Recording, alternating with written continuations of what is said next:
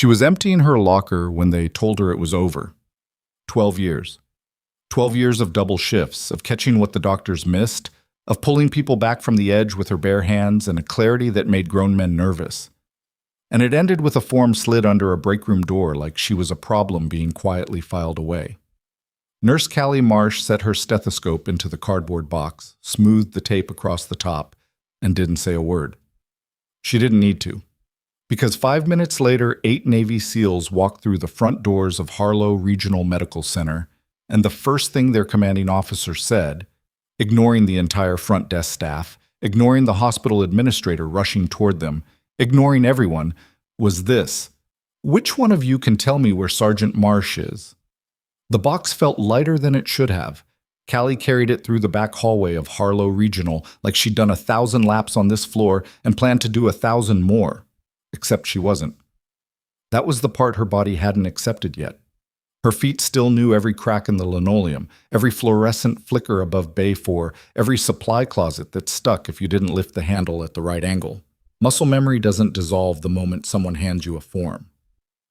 The hospital was in Denton Falls, Colorado, a mid-sized city with good skiing and a trauma center that punched above its weight, or at least it used to.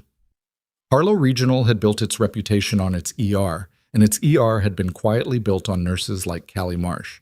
That part was never written down anywhere. That was just how it worked. She was 37. Brown hair she kept pulled back too tightly, laugh lines she'd stopped noticing, and hands that had spent 6 years working trauma in places most people couldn't find on a map before she ever set foot in a civilian hospital. She had deployed twice with the Army as a special operations combat medic attached to units that didn't advertise their names. She had come home with no visible wounds and a kind of stillness that sometimes read as cold if you didn't know what it came from. She wasn't cold. She was just finished performing. The box had a coffee mug, a spare pair of compression socks, a photo of her and her younger sister at the Colorado State Fair from 3 summers ago, and a small laminated card she'd carried since her first deployment. The card had a list of vital sign parameters written in her own handwriting, not because she needed it, but because the act of writing things down had once been how she stayed human when everything around her wasn't. She set the box on the bench in the staff corridor and sat next to it for a moment. The shift change was rolling through. She could hear the familiar percussion of it, wheels on linoleum, the beep of monitors being handed off, someone laughing too loudly near the coffee station. A pair of night nurses passed her without looking up. One of them had been there 2 years and still didn't know Callie's name. That wasn't unusual. The ER had a way of narrowing your world down to whoever was directly in front of you. Callie had been directly in front of a lot of people over the past 8 years at Harlow Regional. That had apparently become the problem. The complaint had come through official channels, which was how Dr. Marcus Hale did everything.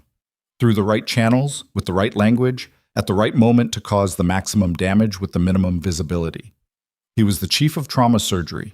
He was 52, had trained at Johns Hopkins, and operated with the specific confidence of a man who had never once been told he was wrong without finding a way to make the person who said it regret it.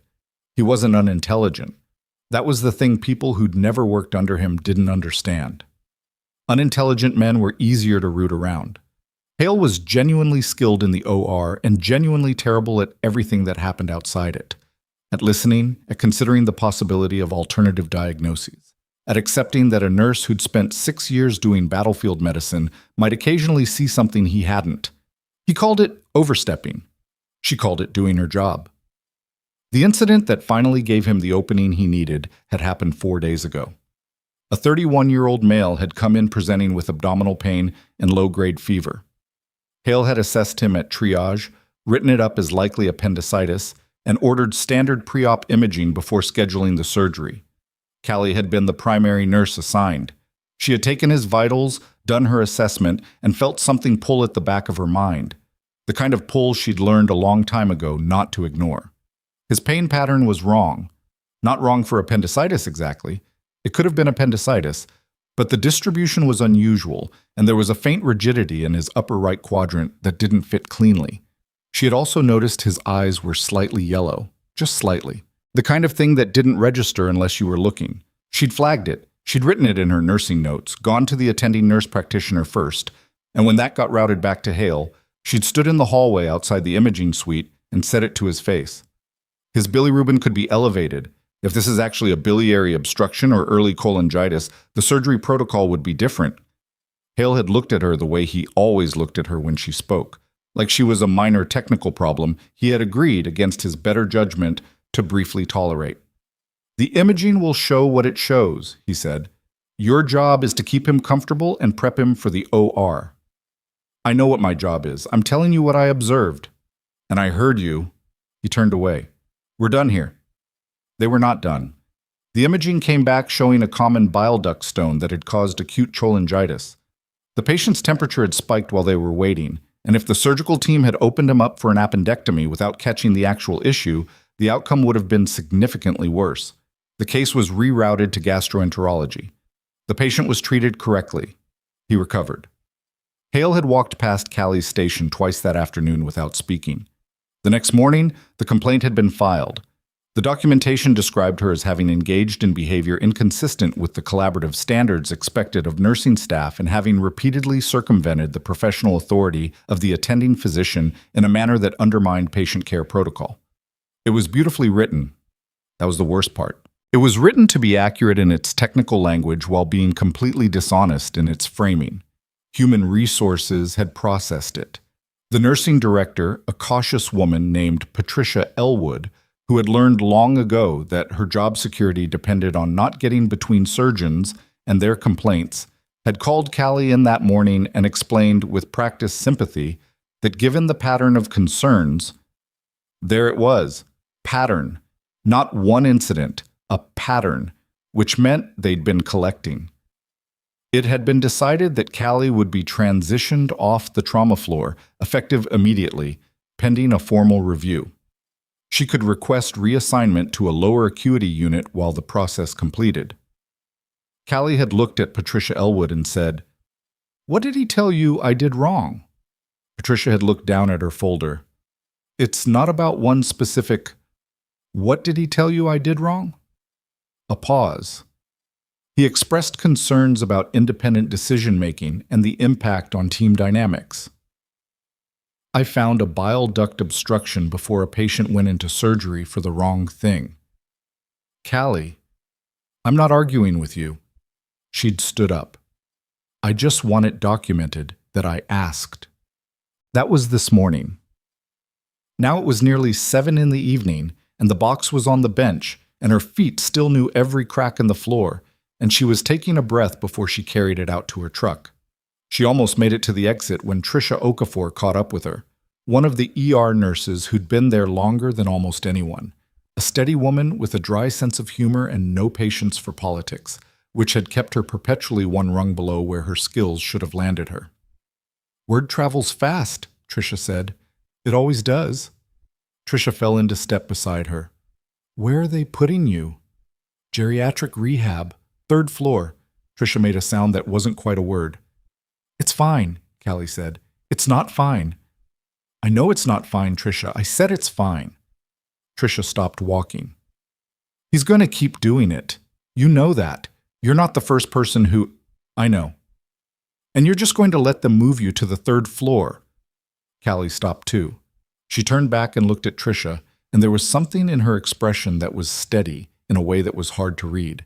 Not resigned, not defeated, not performatively composed. Just steady in the way of someone who has made a calculation and is waiting for the math to play out. "I documented everything," Callie said. "Every case. Every time I flagged something and got overruled. Every patient outcome. I've been doing it for 3 years. Tricia stared at her. "Keep your head down for a little while," Callie said. "This isn't finished." She picked up her box and walked toward the staff exit. She pushed through the door into the cooling evening air, the parking lot half lit and quiet, and stood next to her truck for a moment, keys in hand. The mountains were visible in the distance, still holding snow on the peaks, even this late in the season. She breathed in once, slowly. Her phone buzzed in her pocket. She pulled it out expecting anything. A scheduling notification? Something from Patricia Elwood's office, maybe her sister, and looked at the screen. One word. A single word she hadn't seen in 4 years, on a number she didn't recognize from a contact identifier she hadn't thought about since she'd turned in her discharge papers. Sentinel. Her hand was very still. Her face did not change.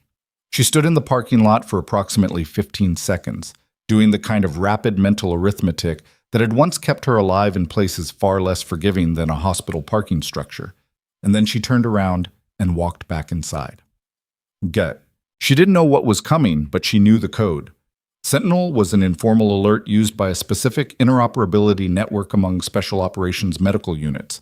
Not an official designation, not something that appeared in any training manual, just something that got passed between people who'd worked together in the kind of conditions that required shorthand for something has gone wrong and you need to be here. She had given that number to exactly 3 people when she left the service. She had not expected to hear it again. She came back through the staff entrance and stood in the corridor near the trauma bay. And the ER around her felt different in the way that spaces feel different when you're no longer moving through them as a participant. She was in her civilian clothes now. She'd changed out of scrubs before she packed the box. And she stood near the waiting area, watching the department operate without her, which had a particular quality she couldn't quite name. Then the front doors opened. They came in quietly, which is a thing that surprises people who imagine military personnel making dramatic entrances. These men walked like they were moving through a building they'd already cleared, efficient, unhurried, looking at everything and showing nothing. 8 of them. Civilian clothes, but the clothes didn't matter. There was a way that people who'd spent years in high-stress operational environments held themselves that you didn't acquire from anything else. Short haircuts, a specific kind of alertness in their posture. A few of them had fresh tension in the line of their jaws, the kind that meant they hadn't slept in a while and were running on something more deliberate than adrenaline. The man in front was tall, early 40s, dark-skinned, with the kind of face that looked like it had made a lot of decisions and not regretted them. He walked to the front desk and said, with no preamble, "We're looking for Sergeant Marsh." The desk coordinator, a young woman named Becca, who had started 3 months ago and was still figuring out the rhythms of the place, looked up with the politely confused expression of someone being asked a question in a language they partially understood. "I'm sorry?" "Sergeant Callie Marsh. She's assigned to this facility." "We have a Nurse Marsh, if that's—" Becca glanced at the charge nurse. "Is there a Nurse Marsh on tonight?" Someone near the nursing station said, "She's not on. She was transitioning off the unit. We need to find her. Tonight." The word "tonight" landed differently than the rest of what he'd said. Not as a threat, more as the kind of statement that simply wasn't open to negotiation, in the same way that gravity isn't. Callie came around the corner from the staff corridor and said, "I'm here." The reaction was immediate and, to everyone watching, deeply confusing. Every man in that group snapped their posture upright in a way that had nothing to do with formality training. It was automatic, reflexive. The body doing something the training had made permanent. The man in front, she recognized him now, recognized the way he moved, the shape of his face under 4 more years and a few more scars, looked at her and let out a breath that sounded like something he'd been holding since the moment he got the call. "Sergeant," he said, "I'm not active, Reyes." "No, ma'am." He almost smiled. "But we've got a situation." The entire ER had gone quiet in the way that ERs don't actually go quiet. The monitors kept beeping, the intercom kept running, but the human noise had dropped to almost nothing. Becca at the front desk had stopped typing. The charge nurse was standing very still. 2 orderlies in the hallway had simply stopped moving. Callie looked at Reyes and then at the men behind him and processed what she was looking at in about 3 seconds. "Who is it?" she said. "Dominguez. He came in through your ER 40 minutes ago." She went cold, not with fear, with focus. "What happened?" "IED blast. He was stateside, transitional period, but there was an incident during a training operation in the field. Details are still getting sorted out. By the time they got him to the closest facility, he was critical. Your hospital was the divert." "What are his injuries?" Reyes glanced at the men behind him, and one of them, younger, holding a tablet, stepped forward and handed it to Callie. She scanned it in the time it would take most people to register they were looking at medical data. When did he arrive? 43 minutes ago. Who's his trauma surgeon? Reyes said the name, and Callie's jaw tightened. Hale. Of course it was Hale. Where is he now? She said. Already walking? Reyes fell into step beside her without being asked, which was simply how things worked between people who'd operated together. Trauma Bay 2. They're prepping him for imaging, but there's a disagreement about the preliminary assessment. What kind of disagreement? The surgical team thinks the primary concern is the femoral fracture. The on-call medic who came in with him thinks there's an internal abdominal component they're not prioritizing. Callie stopped walking, just for a second, the kind of stop that meant something was clicking into place. Who's the medic? Reyes gave her a name, a young woman who had gone through her advanced trauma course 4 years ago, back when Callie was still in the service. Sharp, careful, inclined to trust her instincts even when the person outranking her in the room pushed back. She's right, Callie said. If there's an abdominal component after a blast event, that takes priority. Femoral fractures aren't going to kill him in the next 20 minutes. Internal bleeding will. Can you... I've been removed from the trauma unit. A pause. I'm aware of that, Reyes said carefully. I'm telling you because the moment I walk into that bay, someone is going to make it a problem. With respect, Sergeant. Reyes glanced at her. They're going to make it a problem whether you walk in or not. The difference is whether Dominguez makes it through the next hour. She walked into the trauma bay. The scene was exactly what Reyes's summary had implied, and also slightly worse. Dominguez was on the table, a compact man in his early 30s, multiple abrasions on his upper body, a stabilized fracture on his right femur that had been addressed with a field dressing that had held.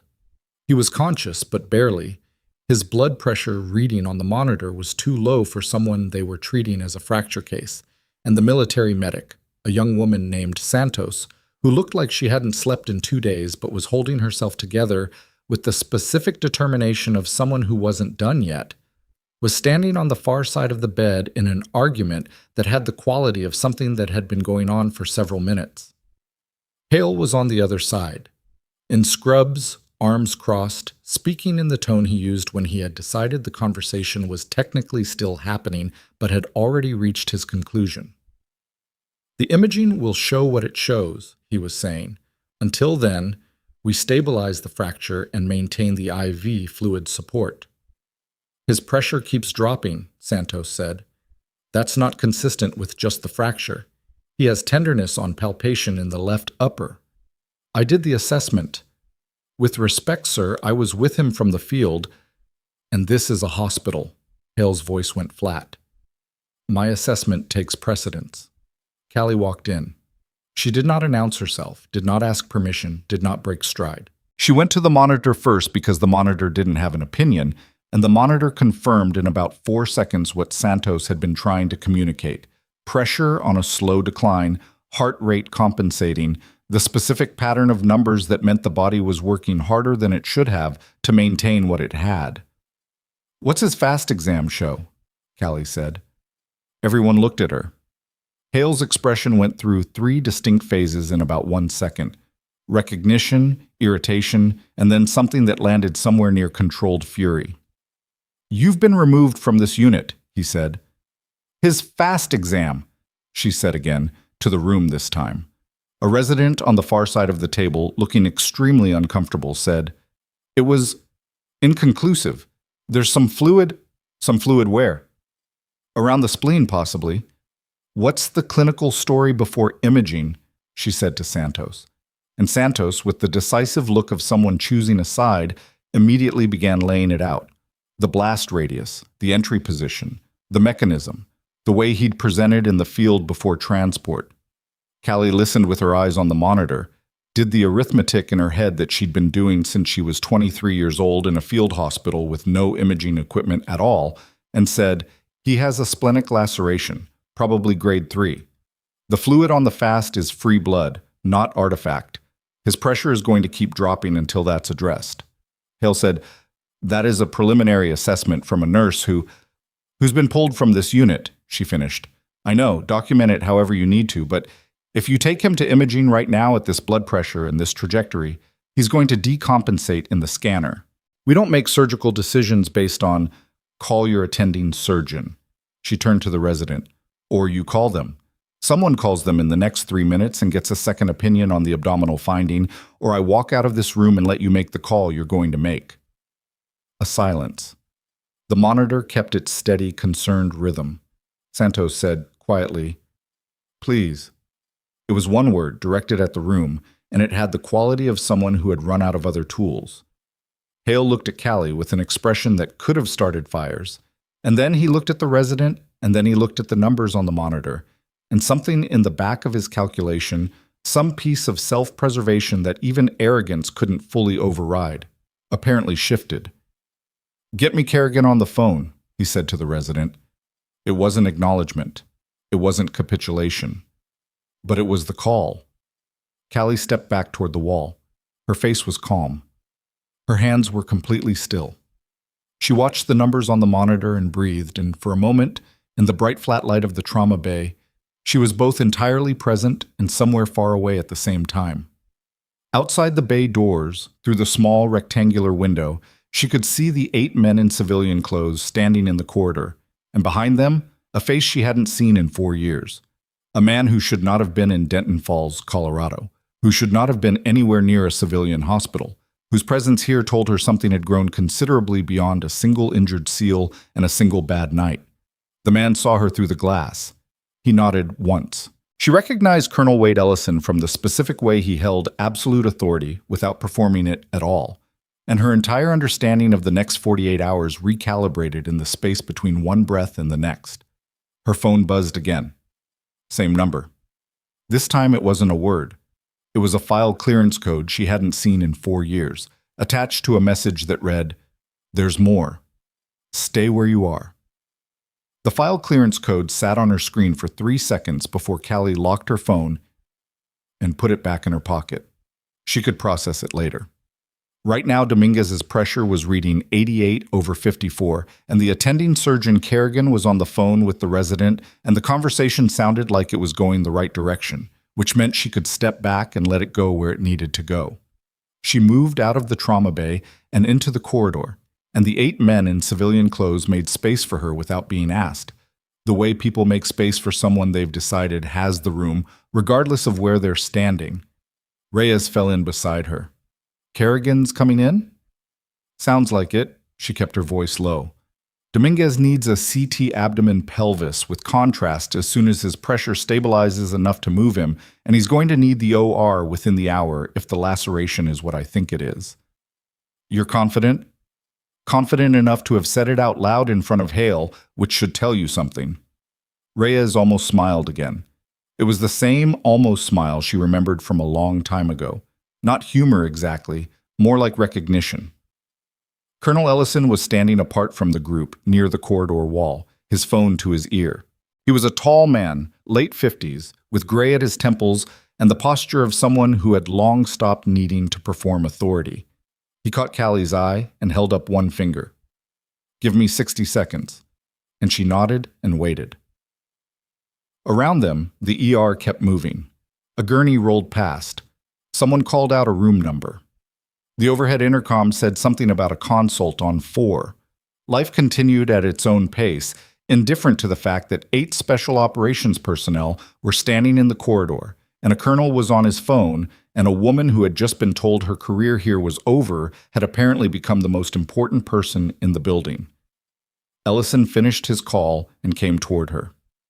"Sergeant Marsh," he said. "Colonel?" She looked at him steadily. "Someone's going to need to explain to me what's actually happening, because the code I got 20 minutes ago doesn't match a single SEAL with a splenic laceration." "No," Ellison said, "it doesn't." He glanced at Reyes, and Reyes moved the group a few steps further down the corridor, creating a pocket of relative privacy in the middle of a busy hallway. It wasn't a secure location, it was whatever they had. "Dominguez wasn't on a standard training operation," Ellison said. "The cover story is field training. The actual operation was a classified domestic security exercise involving an interagency task force. He was embedded with a team running logistics support. The incident that injured him was not an accident. Callie absorbed this without showing it. Someone targeted him. The device was placed. Forensics is still working the scene, but the placement was deliberate, and it was placed by someone who knew the route. Which means there's an information problem. Ellison nodded. Dominguez was carrying encrypted documentation related to the task force, personnel files, operational parameters, asset identifications. The documentation was secured, but it was on his person. We don't have confirmation that it was accessed before the extraction team reached him. Callie thought through what this meant. You need him stable enough to debrief. We need him alive. The debrief is secondary. Ellison paused. But yes. Then you need him in surgery within the next hour. Everything else waits. Agreed. Ellison looked at her carefully. I also need to talk to you about something else. She waited. I've been briefed on your situation here. He said it plainly, without the careful diplomatic framing that hospital administrators used, which she appreciated. The complaint, the transfer. I'm aware of what's been happening. The Sentinel Code wasn't just about Dominguez. The Sentinel Code was about Dominguez and about the fact that you're the most qualified trauma resource in this building, and someone has spent the last 6 months trying to move you out of the position where that matters. He let that sit for a moment. We had your file updated when you left the service. We keep tabs on our people, not in a surveillance way, just awareness. That feels like something you should have mentioned before now. We didn't think you'd need us before now. It wasn't an apology, it was an explanation, which was something different and in some ways harder to receive. I kept records, Callie said. 3 years of records. Every flagged case, every overruled assessment, every outcome. Dates, times, patient numbers, results. Ellison looked at her for a moment. That was smart. It was something to do while waiting for someone to finally care. Kerrigan arrived 18 minutes later. A compact woman in her mid-40s with reading glasses pushed up on her head and the slightly harassed look of someone who'd been called in on her night off and had decided to be professional about it anyway. She reviewed the imaging, reviewed the fast results, spoke with Santos for 4 minutes and with the resident for 2, and then did something that Hale, standing 3 feet away, visibly did not enjoy. She turned to Callie. You assessed him before imaging? Clinical assessment, no imaging, based on the mechanism, the pressure trend, and what I could find on palpation. What's your read? Grade 3 splenic lac, probably. Possibly pushing 4 depending on what the CT shows. The free fluid on fast is real. Kerrigan nodded once. That tracks. She turned to the room. We're taking him to CT now and we're moving fast. If it's what it looks like, I want the OR ready in 30 minutes. Hale said, I had already ordered imaging. Great.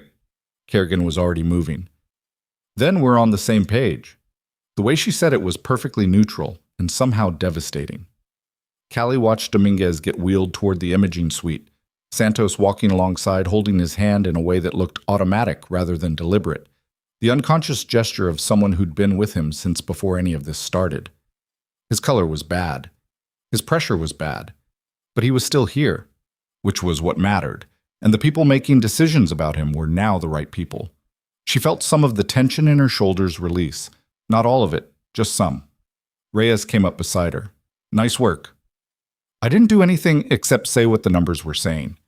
That's what we mean when we say nice work sometimes. She looked at him. How long have you been in Denton Falls? 4 hours. We tracked Dominguez to this facility, and then we pulled your personnel record and saw the transition notice and started making calls.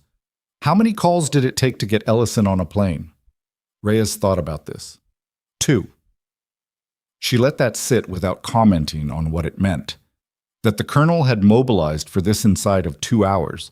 That the machine had activated quickly and cleanly in the way it never activated for the things that happened in the margins of civilian life. The slow erosion, the complaint filed through the right channels, the form under the door. She wasn't bitter about it. She had made her own choices. But she noticed it. Someone knows you're here, she said. Reyes looked at her sharply. Not like that. She kept her voice level. I mean, within the hospital. The reason I got the transfer notice today, of all days, after 3 years of complaints that went nowhere, the timing is strange.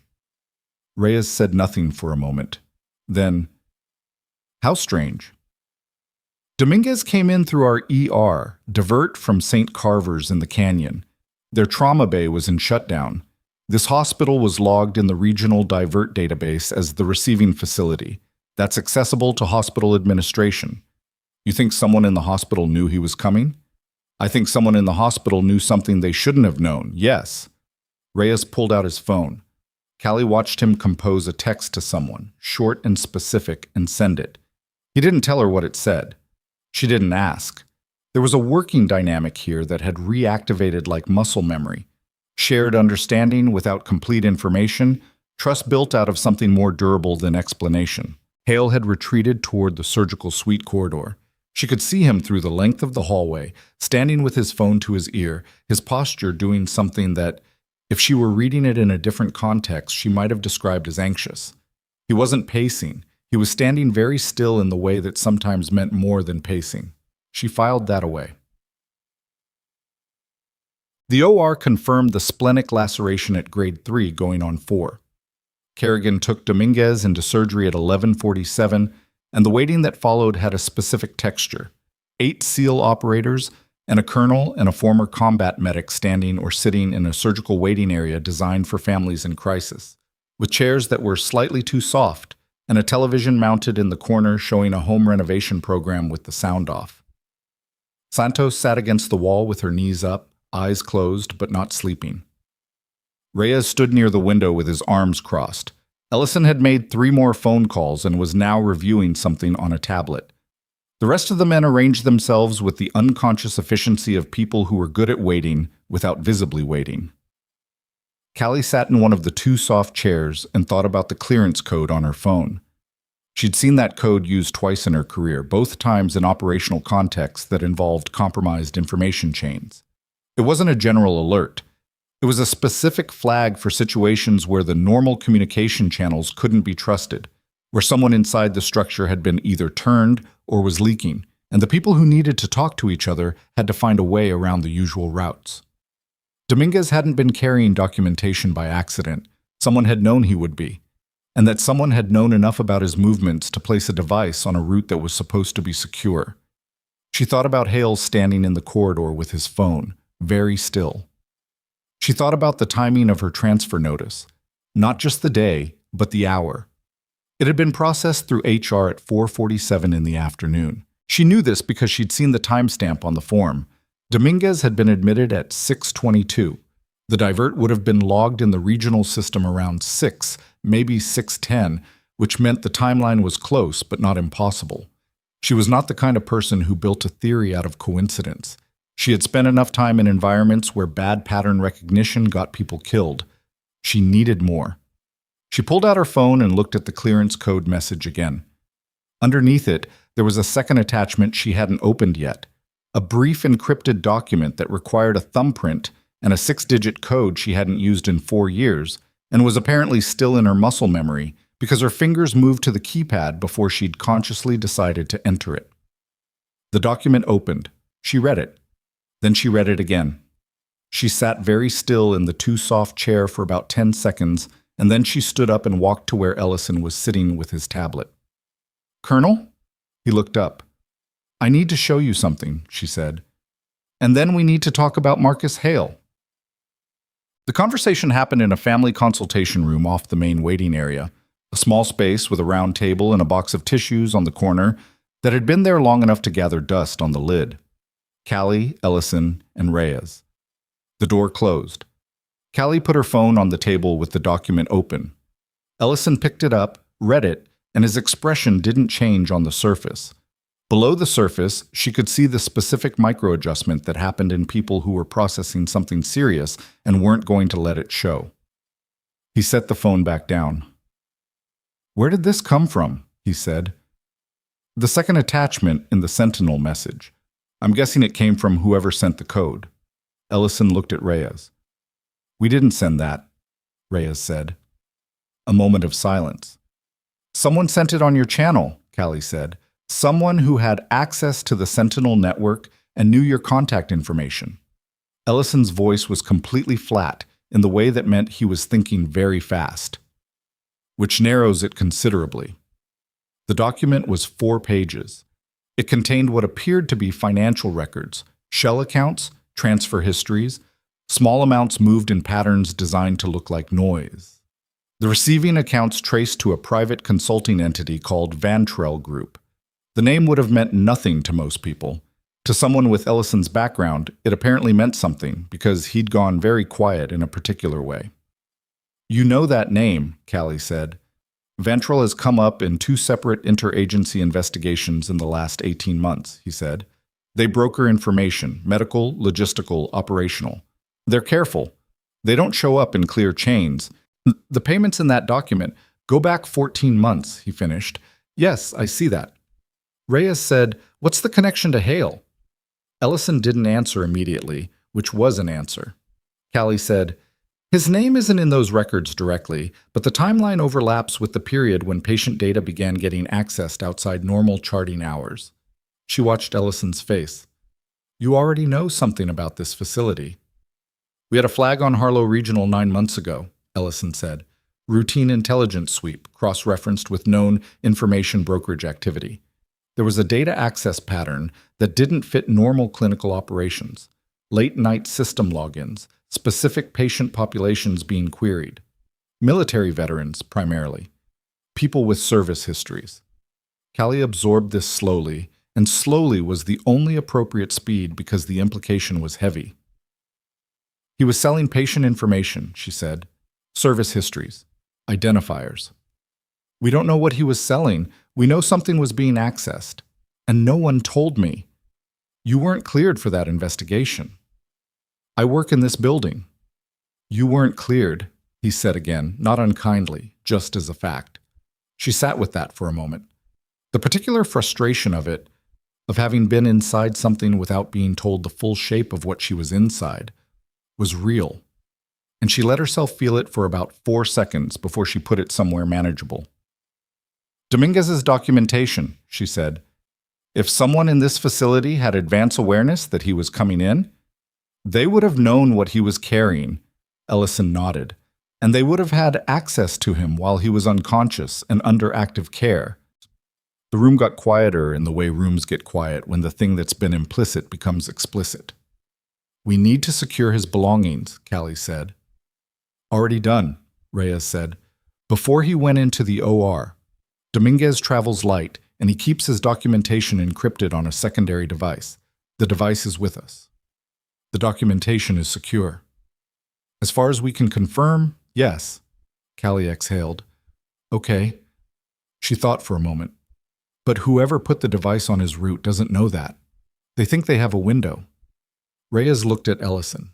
"If someone in this facility is waiting for an opportunity to access his belongings or his person," Ellison said carefully, "then our being here and visibly securing him would be sending a signal."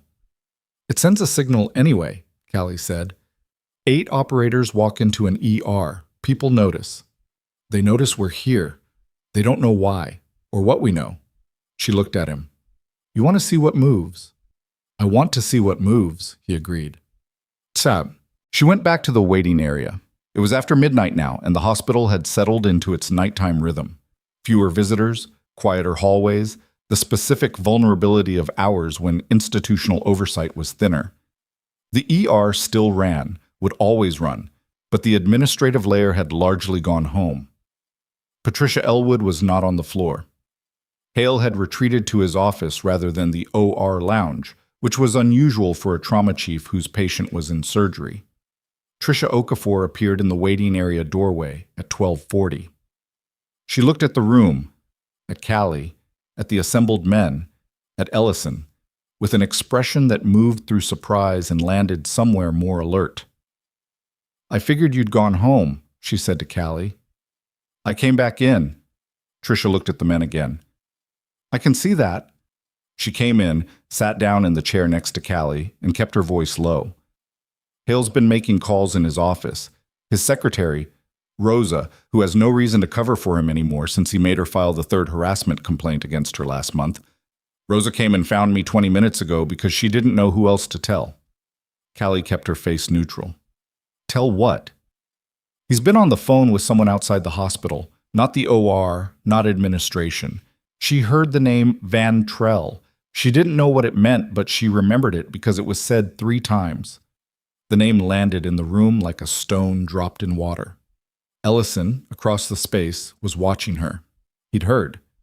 The room was small enough that he'd heard.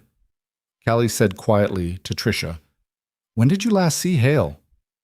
"Maybe 20 minutes ago, going toward the imaging suite corridor." Tricia paused. "That's closed off tonight. Radiology is running on the B side for the equipment upgrade. The A side corridor has been dark since 6 o'clock. Callie stood up. Reyes was already on his feet. The imaging suite corridor, dark since 6. A trauma surgeon with an access badge who'd had system credentials since before this hospital had updated its security protocols. A man who had been standing very still in a hallway an hour ago with his phone to his ear and something in his posture that she'd filed away and not yet opened. She moved toward the hallway. Behind her, she heard Ellison say 2 words into his phone. Quiet, deliberate. And then she heard footsteps, multiple sets, following her into the dark part of the hospital. The door to the A-side corridor was supposed to be locked. It wasn't. She pushed it open, and the hallway beyond was dark except for the ambient glow coming from the 3rd room on the left, the room where the hospital's medical records integration server was housed, the room that connected to the patient data archive, the room where, if someone had system credentials and a purpose, and no one watching, they could do a significant amount of damage before anyone noticed.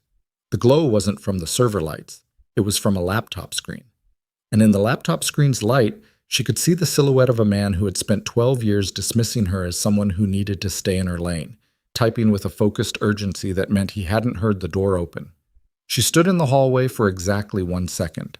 Then she said, clearly and without inflection, "Dr. Hale." The typing stopped. And the silence that followed had a particular weight to it. Not the silence of someone caught off guard, but the silence of someone who had been running a calculation and had just reached the end of it. Hale didn't move immediately.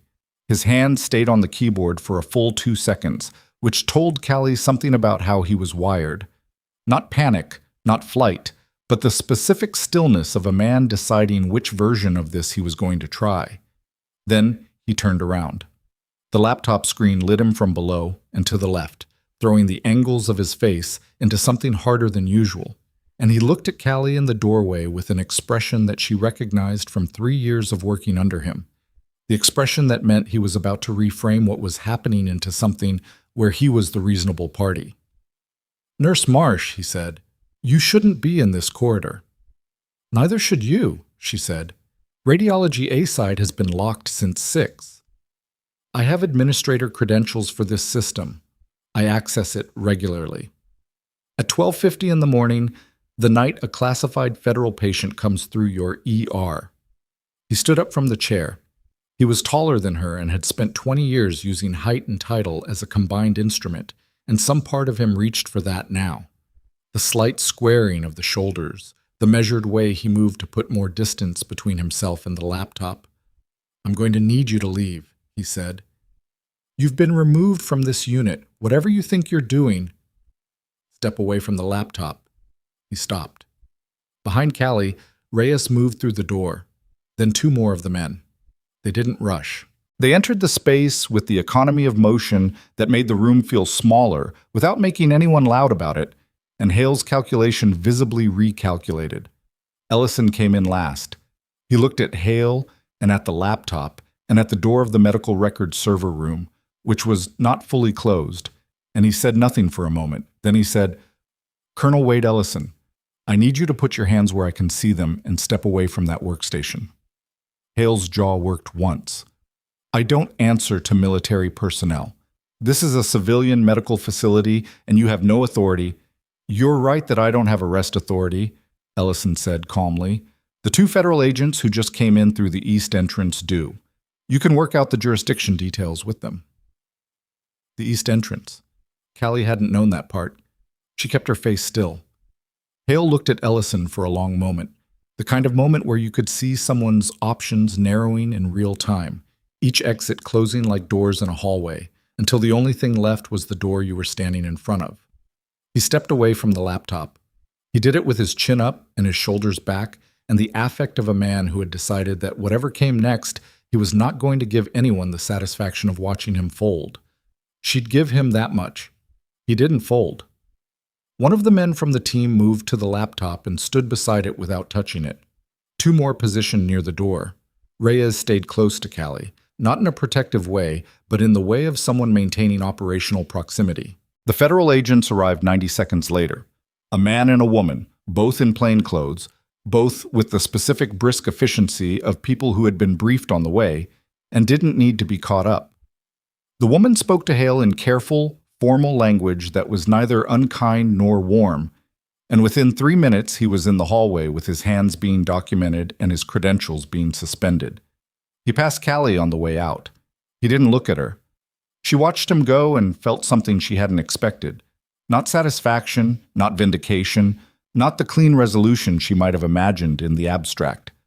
What she felt was tired, the specific exhaustion of something that had been wrong for a long time finally beginning to move toward right, and the movement costing something she hadn't named yet. Reyes said quietly, "You okay?" "I'll be okay," she said. "What's on the laptop?" "We'll know in the morning. I need to go check on Dominguez." Kerrigan came out of the OR at 1:43 and found Callie waiting in the corridor outside. Not in the family room, not in the waiting area, but specifically in the corridor near the OR doors, which was where she'd gone because she needed to be close to something real.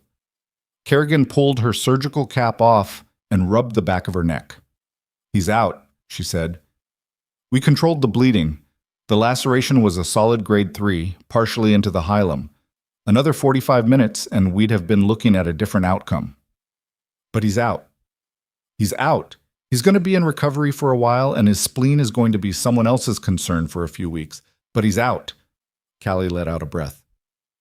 "Thank you."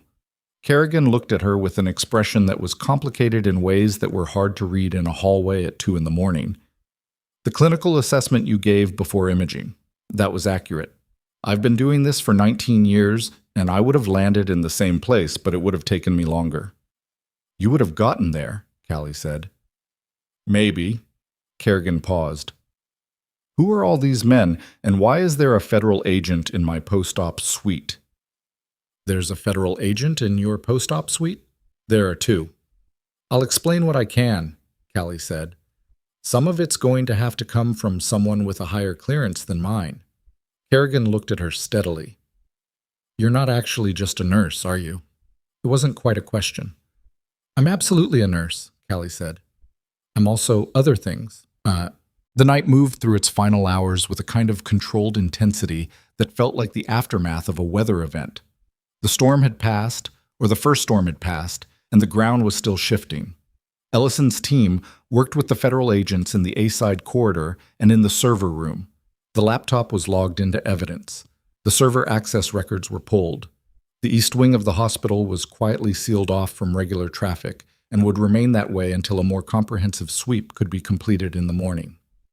Santos slept in the surgical waiting area, finally, with her head against the wall and her jacket folded over her knees. She'd held it together through the OR wait with a steadiness that reminded Callie of people she'd worked with overseas, the ones who didn't come apart until the moment they had permission to. Callie sat at a workstation near the nurse's station and wrote a report. Not an official hospital report. She'd been removed from the unit and technically had no standing to file one.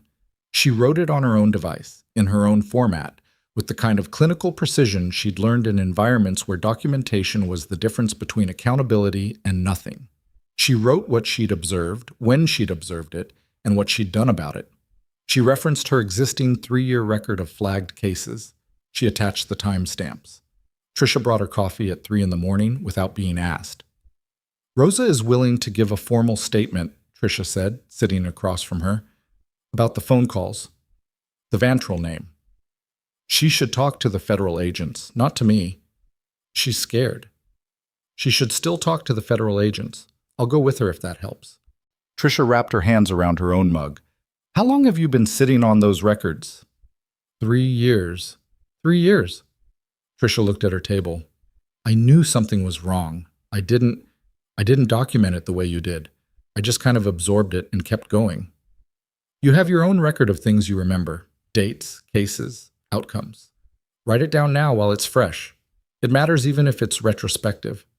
Does it actually matter? Yes, Callie said. It matters. What? By 5:30 in the morning, the shape of what had happened was becoming clearer in the way that things become clear when multiple investigators start comparing notes. Not a neat reveal, not a clean moment where everything snapped into focus, but a gradual assembly, piece by piece, the way a picture builds from the edges in. The federal agents' names were Baird and Tran. Baird was methodical in a way that looked slow but wasn't. Tran asked questions that seemed tangential until you understood how they connected. They worked the server records, the access logs, the laptop's cache, and the deleted file history that wasn't quite as deleted as someone had apparently believed. Ellison sat in on their work session and emerged at 5:45, looking like someone who had not slept and was not planning to until the information was secure. He found Callie still at the workstation. The server access, he said.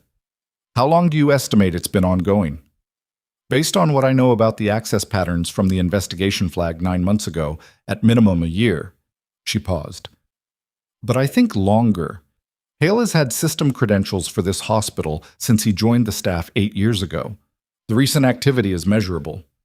The earlier activity would be harder to establish. Yes. Ellison sat down in the chair across from her. He looked briefly like what he was, a man in his late 50s who had been awake for most of 24 hours and was running on discipline and whatever the internal version of commitment looked like at this hour. The data he was accessing, Ellison said. We've confirmed some of it. Patient records for veterans, identifying information. Some of it tied to individuals who are in various stages of transitional programs, people who've served in sensitive roles and are in civilian life now. People like you. The weight of that settled on her slowly. He was building a database, she said, or contributing to one. Van Trell doesn't use the information they broker directly. They're intermediaries. Whoever was buying, that's a different layer, and we don't have that yet. But Dominguez was carrying something specific enough that someone put a device on his route. Correct. Which means Van Trell, or whoever they're selling to, already had enough information to identify the operation and his role in it. That's the working theory. She sat with this. The implications of it were large, and she was tired, and she was doing her best to think clearly, which was harder at 5:40 in the morning than it would have been 6 hours ago. What happens to this hospital? She said. That depends on what the investigation finds and how many people were involved. What's confirmed right now is Hale. There may be others. Patricia Elwood processed my transfer on 48 hours' notice after 3 years of complaints that never moved. The timing aligns with Dominguez's admission. That observation is noted. I'm not asking you to act on it right now. I'm just noted, he said again, with a firmness that meant he'd already noted it before she said it. She looked at her screen. Dominguez. Stable. Reyes is with him. When he's awake enough to talk? When he's awake enough, yes. Ellison stood. Get some sleep, Sergeant. I was transferred off this unit. You were. He almost smiled. Not quite, but the direction of it. I don't think that's going to hold. She didn't sleep. She went to the family room off the surgical waiting area, lay down on the narrow couch that was there, and closed her eyes for about an hour, which was its own kind of rest even if it wasn't sleep. At 6:45, Kerrigan found her and said that Dominguez was awake and asking for her specifically. She went up. The post-op room was small and blue-lit and smelled like antiseptic, and the particular staleness of a room that has been sealed and temperature-controlled and monitored through the night. Dominguez was propped up at a 30-degree angle, which was all they could give him right now, with a drain and a line and the monitoring equipment running its quiet assessments. He looked terrible, which was appropriate. He'd been through a significant amount in the last 12 hours. He looked at her when she came in and said, in a voice that was rougher than she remembered from the few times she'd met him during training sessions years ago, They told me you're the one who called it. Santos called it first, she said. I confirmed it. Santos is 26 and has been awake for 30 hours. Santos is better than you think she is. He made a sound that might have been a laugh if it didn't hurt. I know she is. He looked at the ceiling for a moment. I'm not supposed to tell you what I was carrying. You don't have to tell me anything. I know. I'm telling you because... He stopped, breathed carefully. Whatever they found on his laptop. The Van Trell connection. That's bigger than one hospital and one surgeon. She waited. There's a list, he said. It wasn't the documentation I was transporting. That was logistics, personnel coordination, nothing that unusual. The list is something else. We've known about it for 8 months. 43 names, operators, intelligence personnel, federal case handlers, people who are in civilian life now but who have histories that become leverage if you know them. The back of her neck went cold. How many of those names came from this hospital? She said. At least 6 that we can currently confirm. He paused. Your name is on the list. She stood very still. Your records were accessed 11 months ago, he said. Combat history, deployment assignments, specialist credentials. If you'd stayed in the service, we would have flagged it and moved you, but you were out, and the flag came through a civilian channel, and it got... He stopped again. It got slower than it should have. She thought about the past 11 months, the escalating complaints, the transfer notice, the form under the door. She thought about whether any of it had been coincidence, and the math didn't land anywhere comfortable. Someone wanted me out of the hospital, she said. Someone wanted you out of the hospital, he confirmed, or at minimum out of a position where you had access to the patient population they were mining. Because I was documenting things. Because you're the kind of person who documents things. He looked at her directly. And because you're the kind of person who, if you ever figured out what was happening, was going to be a significant problem for them. She sat down in the chair next to his bed. The window in the post-op room faced east, and the sky outside was beginning to go from black to the specific dark blue that came before dawn. She hadn't noticed it getting close to morning. She noticed it now. The 6 names, she said, from this hospital. Those are people whose data was already accessed and sent. Yes, and we don't know what's been done with it. We're working on that. He shifted and winced. Baird and Tran are good. They'll find the chain. How long? Hard to say. He looked at her. Are you all right? It was such a specific, honest question asked in such a straightforward way by a man who had a drain coming out of his side that it caught her slightly off guard. I don't know yet, she said. Ask me when I've slept. The morning came in the way mornings come after nights like this. Not cleanly, not as a relief, but as a continuation.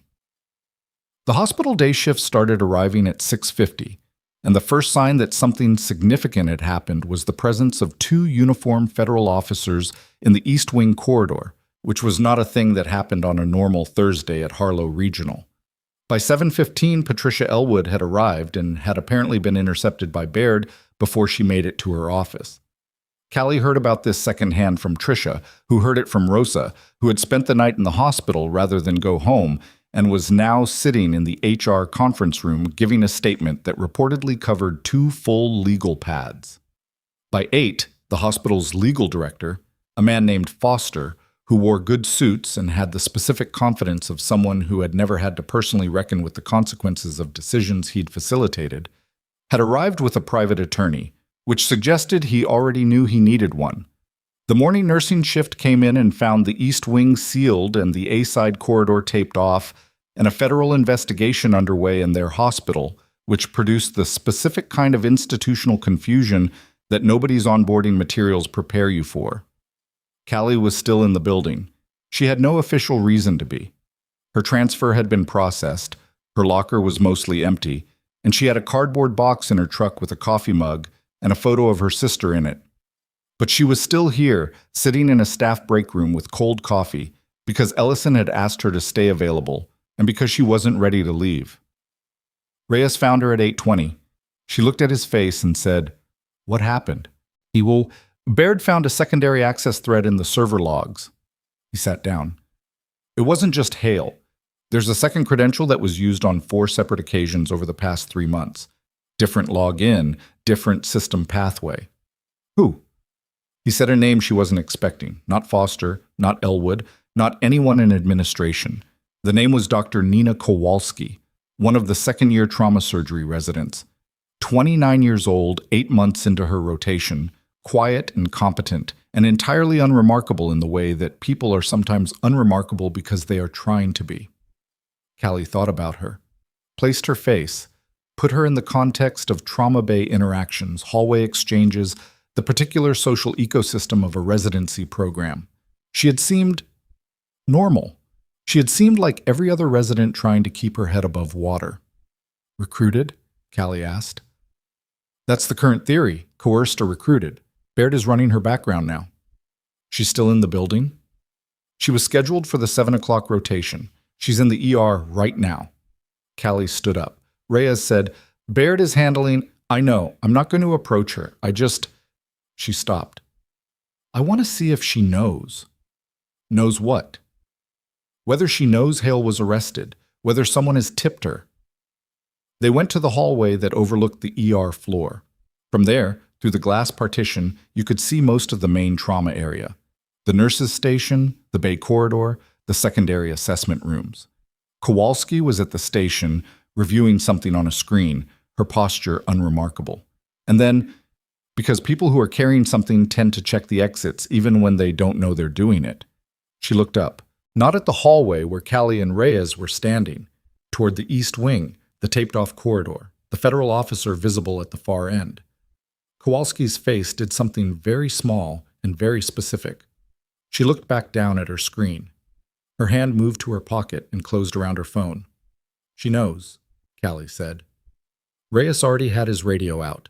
He said 4 words into it, quiet and precise, and below them, through the glass, 2 people who had not previously been identifiable as anything other than hospital visitors moved toward the nursing station with a directness that removed any remaining ambiguity from the situation. Kowalski looked up again.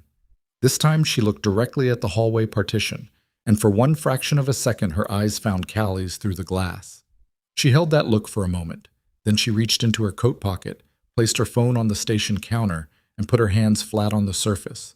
Not fleeing, not bargaining, just stopping. The way people stop when the weight they've been carrying has finally become heavier than the alternative.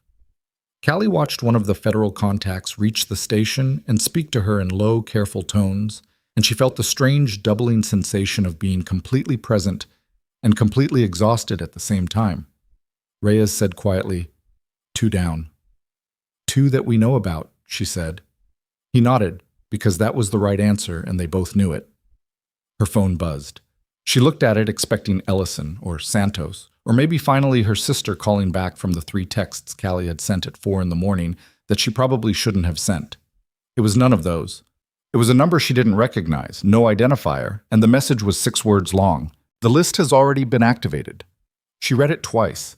Then she looked at Reyes and showed him the screen, and she watched his expression do the thing that trained, experienced, composed people's expressions do when something has gotten significantly worse. Not panic, because panic wasn't part of his operating profile any more than it was part of hers, but a clear, rapid reckoning with a new set of variables. He had his radio to his mouth before she'd put her phone back in her pocket. Ellison, we have a problem. Static. Then Ellison's voice, from somewhere in the building. Talk to me. Reyes looked at Callie. She nodded once. Someone just tipped Marsh that the list is active, he said. Someone who has her number and knows what's happening in this building. Someone who is either inside this operation or inside this hospital. A pause on the radio. 3 seconds. Lock the building, Ellison said. Lock the building was not a small instruction. Harlow Regional had 4 public entrances, 2 service entrances, a loading dock on the west side that connected to the pharmacy supply corridor, and a parking structure with an internal walkway that fed directly into the main lobby on the 2nd floor. It had 812 staff credentialed for the current shift cycle, approximately 230 inpatient beds, and a trauma bay that could not be shut down regardless of what was happening in the rest of the building because people were still arriving by ambulance, and that did not stop for federal investigations. Ellison knew all of this. The instruction was not naive. It meant stop the exits that can be stopped, flag the ones that can't, and find out who sent that message before they find another way out. Reyes was already moving. Callie followed because she had nowhere else to be and because the 6 words on her phone represented a problem that she was now, whether formally authorized or not, in the middle of. Someone had her number, someone who knew about the list, knew about the activation, knew enough to send that message in the specific language that would be understood. Not "there's a problem," not "be careful," but the list has already been activated, which was phrasing that meant something precise to someone with her background. That precision was itself a communication. It was someone telling her they knew who she was. She pulled up the message again as she walked. The number was clean. No identifiers, no carrier metadata visible at the surface level. Baird would need to run it. She forwarded it to Reyes's number with 1 line of context and kept moving. The hospital was doing the thing that hospitals do when something is wrong, but the wrong thing isn't the medical emergency. It was continuing. Gurneys moved. IV pumps beeped. The intercom called for consults on floors that didn't know there were federal agents sealing the east wing 2 levels below. The machine ran because the machine could not stop, and the people who ran it went through their tasks with the focused tunnel vision of a shift in progress, most of them unaware that the ground had shifted under the building overnight. Callie came around the corner near the main stairwell and nearly walked into Patricia Elwood. Elwood was standing in the hallway with the expression of someone who had been intercepted and processed and was now being held in a kind of procedural limbo. Not arrested, not released, just suspended in the institutional version of a waiting room while larger decisions got made around her. She had her phone, which meant she wasn't under formal restriction yet. She had her lanyard, which meant someone hadn't thought to revoke her access credentials. She looked at Callie, and something moved across her face. Not guilt, exactly, but a complicated recognition. "Nurse Marsh," she said. Callie stopped. She looked at Patricia Elwood while this woman who had called her into an office yesterday morning and handed her a form and delivered the end of her assignment here with the careful, practiced sympathy of someone who had done it before and would do it again. And she took a breath. "Your access badge," Callie said. "I need you to give it to me." Elwood blinked. "I beg your building access badge, right now. I don't answer to—" "The federal agents are on the east wing. I can walk you there in about 90 seconds, or you can give me the badge, and we can sort out the rest later." Callie kept her voice completely even. "Your choice, but I need it now." A moment. Elwood's face went through something complicated and landed somewhere that might have been, under other circumstances, relief. She unclipped the badge from her lanyard and held it out. Callie took it. "Stay in this hallway," she said. "Don't go anywhere. Someone will come to you." She was already walking before Elwood answered. Baird was in the server room when Callie found him, working with a forensic tech who had appeared sometime in the last 2 hours with equipment in hard-sided cases. The room was brighter than it had been at midnight. Someone had found the full overhead switch. And in the full light, it looked smaller and more ordinary than it had in the dark, which was often how things looked once you could actually see them. Callie handed Baird her phone with the message open. He looked at it and then at her. "When did this come in?" 8:42. After Kowalski was taken off the floor, he turned to the forensic tech. "I need a trace on this number, priority." The tech took the phone without comment and began working. Baird looked at Callie steadily. He had the kind of face that gave very little away, which in her experience meant either that he had excellent training or that he was genuinely not a reactive person. She suspected both. "The list activation," she said. "What does that actually mean operationally, if someone activates it?" "It means the compiled information, names, histories, service records, civilian identities, has been transmitted to an end buyer, not staged for transmission." "Transmitted." He paused. "It means whoever has been acquiring this data has received the complete package." "When?" "Based on the server access Kowalski ran 3 days ago, which we're now reading as a final data pull, probably within the last 72 hours. She absorbed this. "So it's already gone." "The data has been delivered, yes. What happens with it after this point depends on who the buyer is and what they intend to use it for." He kept his voice measured. "Which is why finding out who sent you that message matters. Because whoever it was, they knew the activation happened. They knew what it meant to you specifically.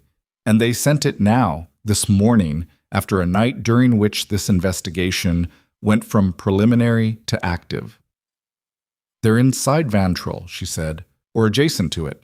Possibly a disaffected party. Possibly someone who's been feeding us crumbs for a while and decided this morning to say something direct. He looked at her carefully. Do you have any idea who it might be? I've been out of the operational world for 4 years. Your network doesn't evaporate in 4 years. No, she said. It doesn't. She thought. There was a civilian contractor I worked with during my last deployment. Logistical intelligence, document coordination, sharp, independent, the kind of person who landed in gray area work after leaving structured employment. Her name was Adler. She went into private sector analysis after we both cycled out. You think it's her? I don't know. The phrasing in that message is specific in a way that fits her style. She always used the minimum words that carried the maximum meaning. She paused. If she landed adjacent to Vantril's operations, doing analysis, doing verification, she might have had visibility on what they were moving without being formally inside it. Baird looked at the forensic tech. Add Adler as a search thread. He turned back to Callie. Can you reach her through channels you trust? I can try. Do that. Carefully. She did from a hospital landline, which was deliberately analog and outside the wireless network. She called a number she'd kept in her head rather than her phone, the number for a logistics and research firm in Denver that she knew Adler had been associated with 3 years ago when they'd last been in contact. The phone rang 4 times. An answering service picked up with a business name she didn't recognize and asked for a callback number. She left a number. She didn't leave a name. She didn't need to. She had been gone from the server room for 11 minutes when her borrowed phone, a secondary handset Reyes had given her since Baird still had hers, rang with the same unknown number. She answered. I wasn't sure you'd still remember that number, the voice said. Not a greeting, just a statement, checking calibration. I remember most things, Callie said. I know you do. A pause. You got my message. I got it. Talk to me. Vantril took delivery of the compiled package 3 days ago. I've been sitting on it trying to decide what to do about it for 72 hours, which is not my best work. The voice was unhurried and precise, and it was Adler. She was certain of it now. The end buyer is a private intelligence consortium with clients in 4 jurisdictions. The 43 names are being cross-referenced against existing surveillance operations, active court cases, and pending federal appointments. They're going to use the service histories for leverage. Pressure campaigns, in some cases, exposure threats. In 2 of the cases on that list, the individuals have pending security clearance reviews, and if their full operational histories surface in the wrong context, it tanks the clearance, and everything attached to it. Another pause. Your name is on it. You know that now. Dominguez told me. What they have on you is your specialty credentials and your attachment assignments, some of your operational details, enough to make you interesting to someone who wanted to use it. She paused. I don't think they know you're in the middle of this. I think to them you're just a number on a compiled list.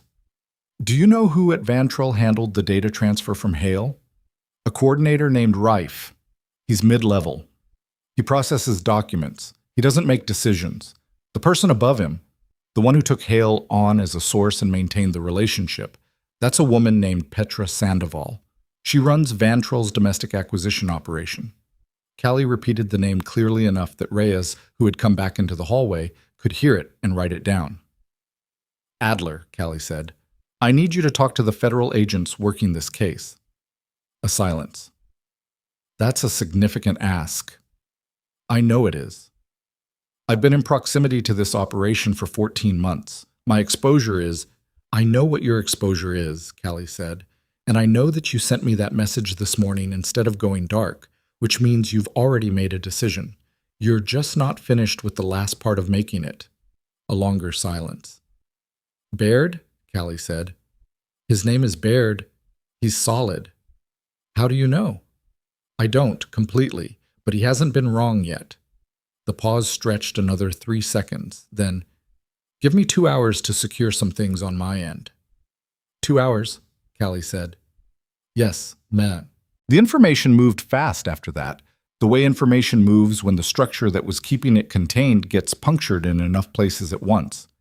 Baird's team, working from the server logs and the laptop cache, and now the thread Adler was beginning to unspool by phone through a secured relay, started assembling a picture that was larger and more structured than any one piece had suggested. Vantrell Group had been operating a domestic data acquisition program for at least 3 years.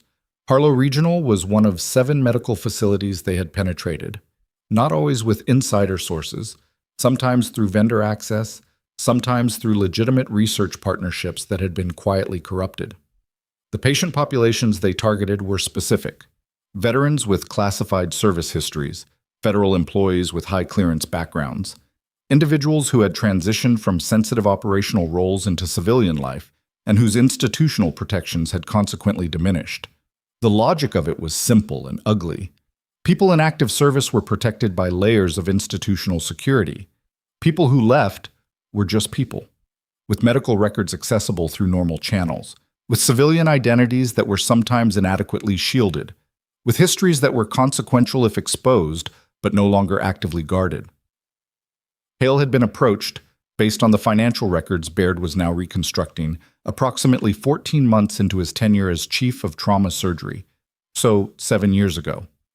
The approach had been incremental, a consulting arrangement that looked legitimate, a secondary advisory role with what appeared to be a medical data research company, payments that were small enough, initially, to not require disclosure and designed to normalize the relationship before the actual ask arrived. By the time Hale understood fully what he was involved in, the financial thread was established enough to be its own leverage.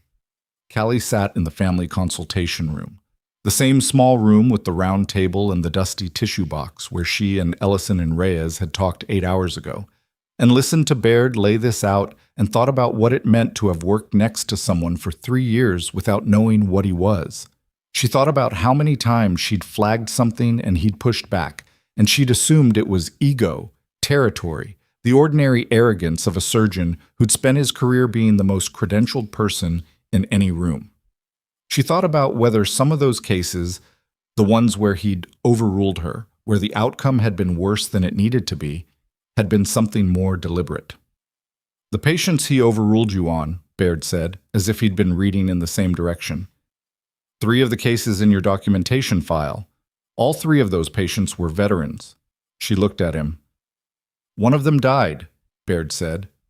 14 months ago. Aortic dissection. You flagged it. He delayed the response." He paused. "His name was on the Vantrell list. He was a former intelligence asset." The room was quiet for a moment. She had carried that case. She had written it in her documentation file with a clinical precision that she'd used partly because it was how she worked, and partly because precision was the only way she knew to hold something that was otherwise unbearable. She had written the time she flagged it, the time the response was ordered, the differential in outcomes a faster response might have produced. She had written it down because she needed it to exist somewhere outside her own head. She hadn't known why Hale had delayed. She had assumed the worst version that fit the facts she had. Incompetence, arrogance, a surgeon who trusted his own initial assessment over her input because trusting her input would have required him to acknowledge she might know something he didn't. The actual worst version was worse than that. "I need that in the formal record," she said. "It will be. The family needs to be contacted." "That's part of the process, yes." She looked at the table. "How many others?" "We're still working through your documentation file cross-referenced against the Vantrell list. We have 3 confirmed overlaps so far. The others, where he overruled you and the outcomes were poor, we're evaluating whether the patient was a target or whether it was just him being who he was." "Yes." She sat with that. The impossibility of separating malice from character in a person who had both operating simultaneously, who might have delayed a response sometimes because he was arrogant and sometimes because the patient was on a list and he had a reason, and you would never be completely certain which was which in any given case, and neither would anyone else. It was not a clean resolution. It was the kind of truth that didn't simplify when you got to the bottom of it. At 10:15, Hale's private attorney arrived at the hospital and had a 40-minute conversation with Baird that Callie was not present for, but that Reyes described to her afterward with the compressed efficiency of a man who had a lot to relay and not much patience for narrative flourish. Hale had decided to cooperate. Not fully, not immediately, but the attorney had opened the door to a proffer arrangement, which meant Hale was going to start answering questions in exchange for consideration he probably wasn't going to get. The leverage Baird had, the server logs, the financial records, the Adler thread now coming in with corroborating detail, was sufficient. Hale was a man who had spent his career calculating odds, and the calculation had shifted past the point where silence was the better bet. He gave up Sandoval, Reyes said. Confirm the name? Confirm the name, confirm the contact methodology, confirm 2 years of meeting records. He paused. He also confirmed that Foster, the hospital's legal director, was not a passive participant. He helped structure the internal access arrangements and ran interference on at least 2 occasions when the data access patterns triggered the hospital's own security alerts.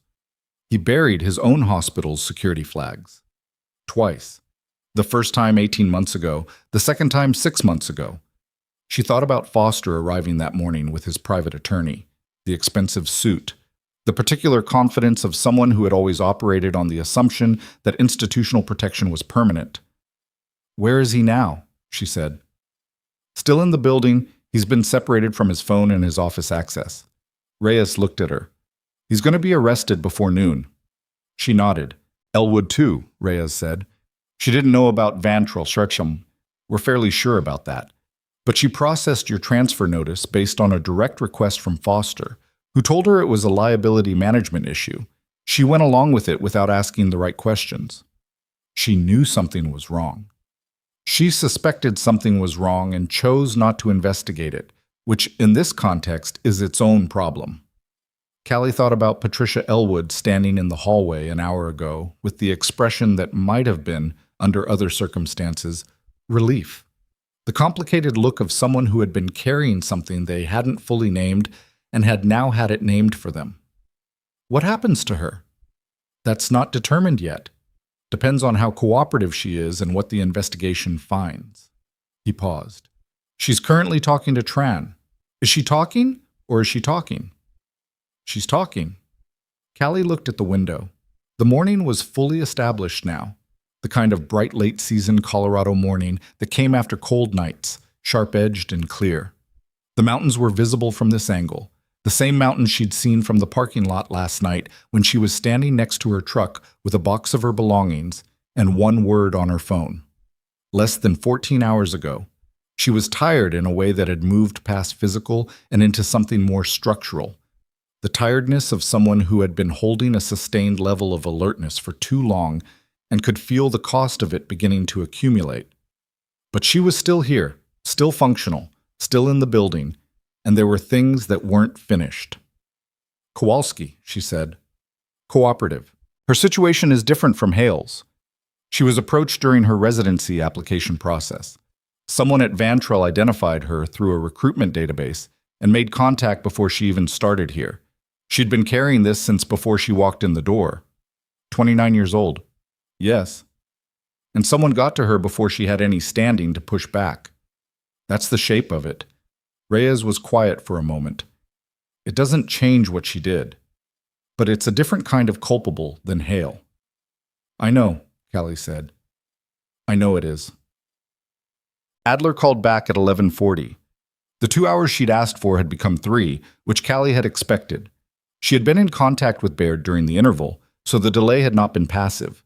Information was moving through the relay, details about Vantrell's structure and the downstream buyers, pieces that were fitting into the architecture Baird's team was building. When Adler's call came through on the secondary handset, Baird was standing next to Callie, which was the arrangement they'd agreed on. Adler talked for 17 minutes. Baird listened, asked 6 questions, and took notes with a pen on paper, which was not his normal method, and suggested he was being deliberately careful about what got digitized. When the call ended, he looked at his notes for a moment. She's willing to come in, he said. I told you.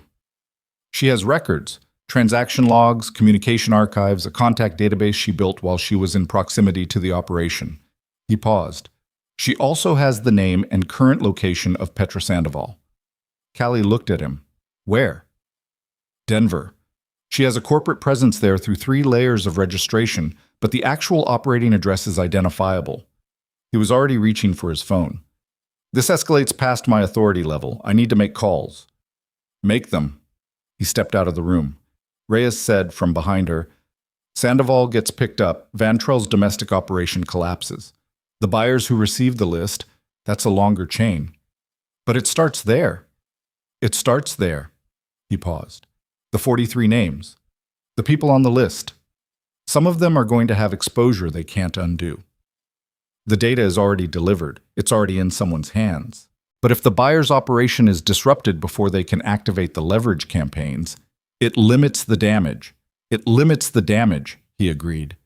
She thought about the 14 months, the 7 years of Hale's arrangement, the 29-year-old resident who had been recruited before she had any standing to refuse, the man 14 months ago with an aortic dissection who hadn't survived a delay that might not have been an accident, the families who were going to receive calls they hadn't expected, reopening things they'd tried to close. The damage that was already done was done. What they were doing now was a triage, stopping the bleeding, which was the first thing before you could think about what came next. Her phone, returned now by the forensic tech, cleared and logged, buzzed with a text from Tricia. Dominguez is asking for you again, says he has something you need to hear. She went upstairs. He was more awake than he'd been at 7 in the morning, still uncomfortable, still running the color of someone who had recently been through surgery, but the eyes were clear and his voice had regained some of its normal register. Santos was there, awake now, and drinking coffee from a paper cup with the intensity of someone who had discovered caffeine after a prolonged deprivation. She gave Callie a look that carried about 15 things in it, most of them along the lines of thank you, and I'm glad you were here, and I am very tired, and Callie gave her a small nod back. Dominguez said, Sit down. You look like you've been up for 30 hours. 22, she said. Approximately. Sit down anyway. She sat. I talked to Ellison an hour ago, he said. He told me what you did last night. All of it. I did what the situation required. That's a very you thing to say. He looked at her steadily. I also talked to someone this morning who wanted to relay something to you. A woman who goes by the name Adler. Don't look at me like that. She called through Ellison's relay and identified herself. She told me she was going to make contact with the investigators, and she wanted you to know something before she did. Callie waited.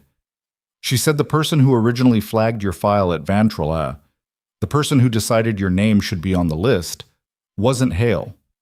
Hale submitted your patient data along with everyone else. The person who identified you specifically, who cross-referenced your clinical history with your operational background and marked you as a priority acquisition? He paused. She said the identifier marker in your file was placed by someone operating under the Vantrell internal designation Consultant 7. Who is that? She didn't know the name when she first encountered the marker, but the transaction logs she's bringing to Baird contain a payment record tied to that designation. He looked at her carefully. The payment was processed through the hospital's vendor accounting system, through a legitimate consulting contract. She was very still. It's someone inside this building, she said. Someone who's been inside this building for a while. Someone with enough access to the vendor system to run a payment through a legitimate channel. He paused. Baird doesn't know yet. Adler is bringing the documentation when she comes in, but I wanted you to know before it became official because... He stopped. Because what? Because the designation marker in your file was placed 13 months ago, 3 weeks before the first formal complaint against you was filed through HR. His voice was careful and even. Whoever Consultant 7 is, they weren't just selling data. They were actively working to remove you from the position where you could see what was happening. The room was very quiet. Santos had stopped drinking her coffee. Callie sat in the chair next to Dominguez's bed and looked at the window.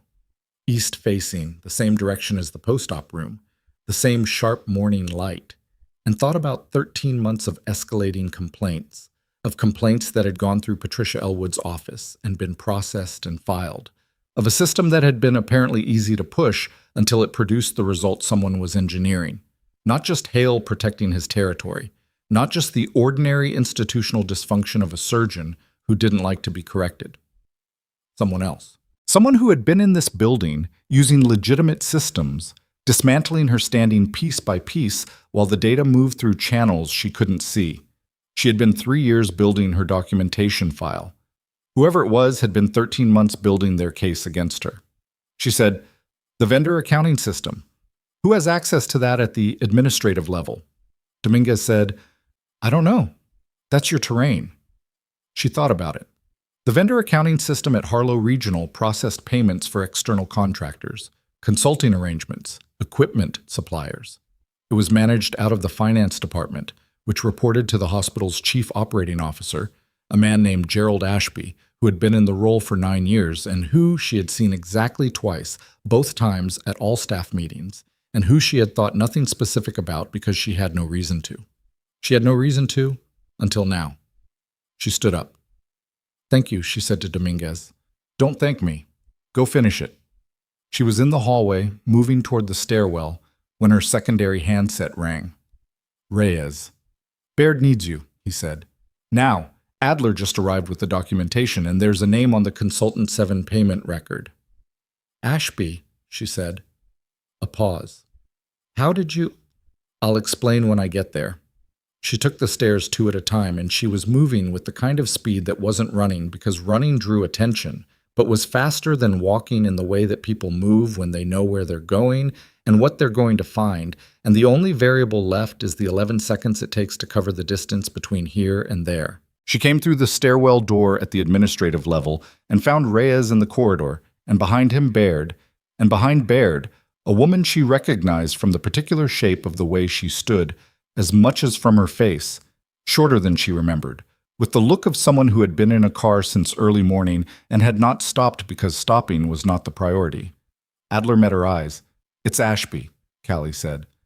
"It's Ashby," Adler confirmed. "And there's something else." She held up a document, printed, which meant she'd printed it somewhere before she came here, somewhere offline. "The payment record for Consultant 7 has a secondary authorization. Every transaction over a certain threshold required a cosign." She looked at Callie steadily. The cosigner on 11 of the 14 Consultant 7 transactions was an external validator using a credentialing number that traces to a medical license. Baird said, "We ran it this morning." Callie looked at him. "The medical license number," Baird said, "belongs to a physician who retired from this hospital 4 years ago." He paused. "His name is Dr. Raymond Holt.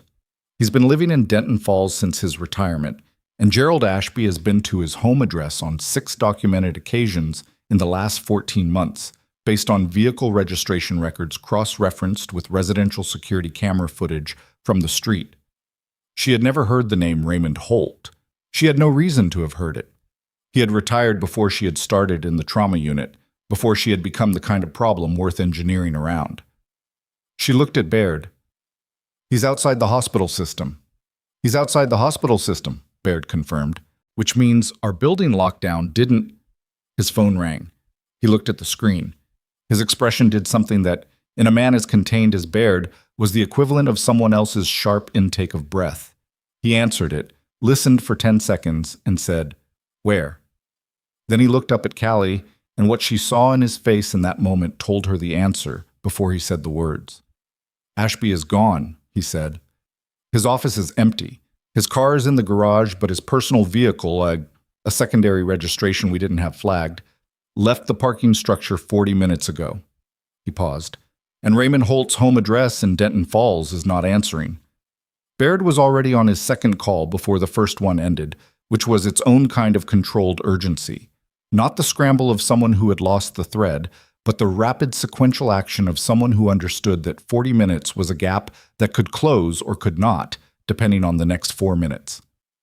Callie stood in the administrative corridor and did the thing she'd learned to do in circumstances where the variables were moving faster than a full assessment could keep up with.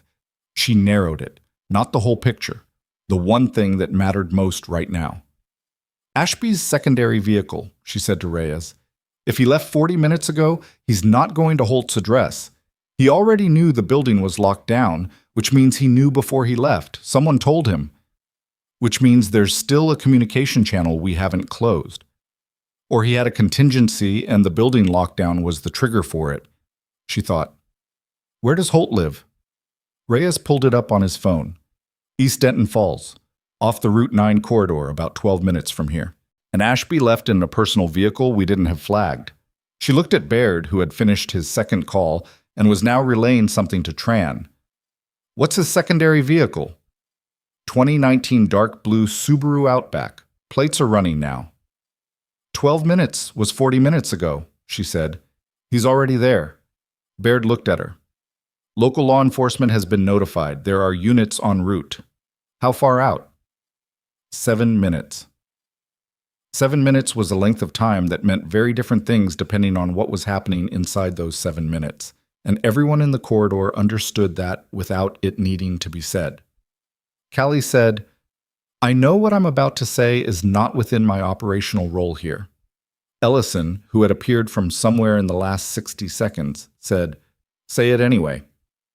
Holt is a retired physician, 70 plus, presumably. If Ashby is going to him, it's either because Ashby needs something from him, or because Ashby intends to make sure Holt can't be the person who corroborates the co-authorization records. She paused. Either way, Holt is the variable.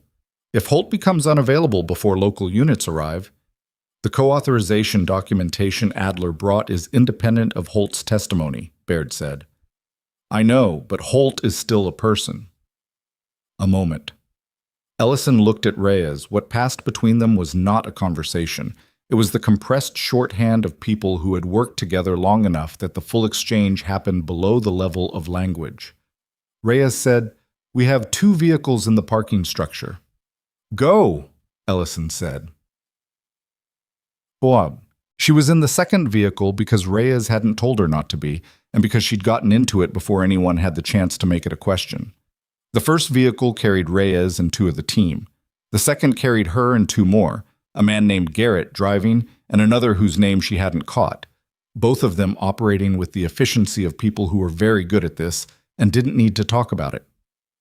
The Route 9 corridor in East Denton Falls was residential at the outer edge, the kind of neighborhood that had been built in the 1970s and had settled into itself over the decades. Mature trees, modest houses on quarter-acre lots, the occasional newer construction that stood out like a replacement tooth.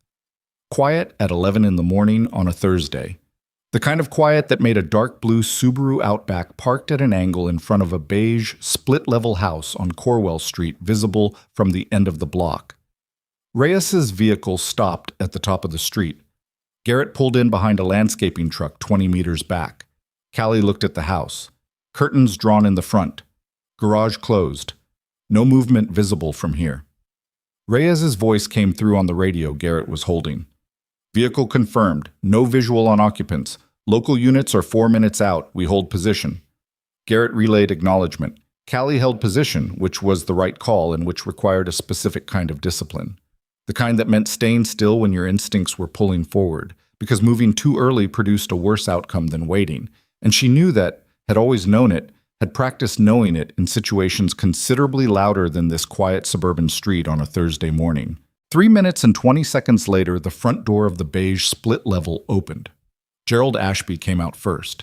He was a man she'd seen twice at all staff meetings and had registered as a background detail, 50s, medium build, the kind of institutional presence that existed primarily in the form of his name on memos.